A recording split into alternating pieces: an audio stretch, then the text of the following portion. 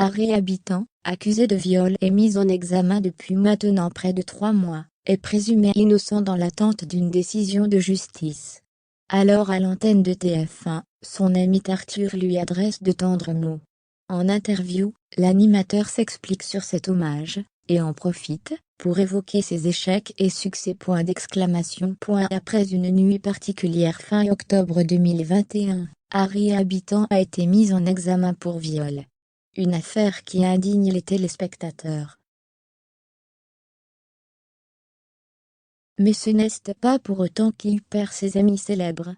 Après Claude Lelouch, c'est au tour d'Arthur de s'exprimer sur son amitié avec le comédien de 47 ans. Dans les colonnes du Parisien, l'animateur évoque également ses succès comme ses déceptions sur petit écran. Arthur a tourné une émission spéciale visant à célébrer le 10e anniversaire de son émission phare Vendredi tout est permis, diffusée sur TF1. Devant les caméras, il a alors pris la décision de saluer amicalement Harry Habitant.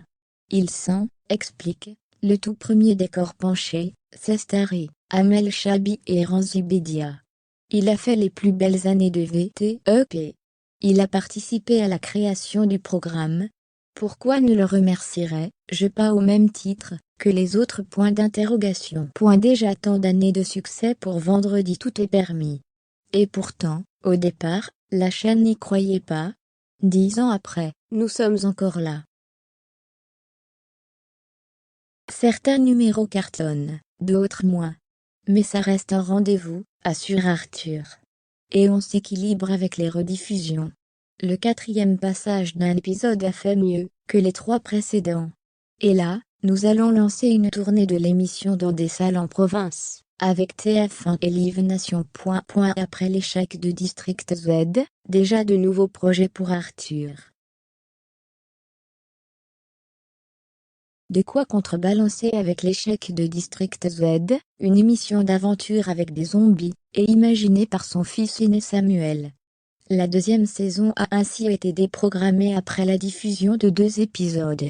Ça n'a pas marché, du tout. Ça reste une anomalie pour la chaîne comme pour moi, indique l'amoureux de Marva Galanté. Nous sommes passés de 47% à 17% de part de marché auprès des ménagères.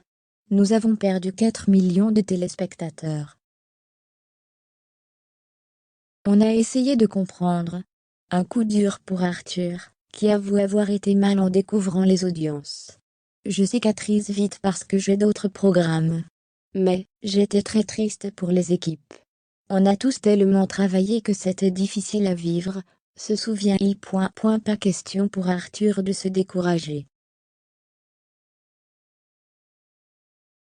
Le charmant brun de 55 ans a des projets plein la tête.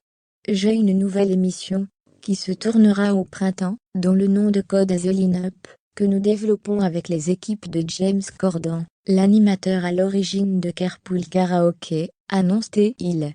Et d'ajouter, plein de programmes arrivent. Notamment le prochain grand télécrochet qui s'appelle Avastar. C'est un peu The Voice, qui rencontre le monde des avatars. Aussi, côté production, il a tourné un flir et une danse pour France 2 et Fabrique, qui veut être mon associé, actuellement sur M6, et dont il est très fier.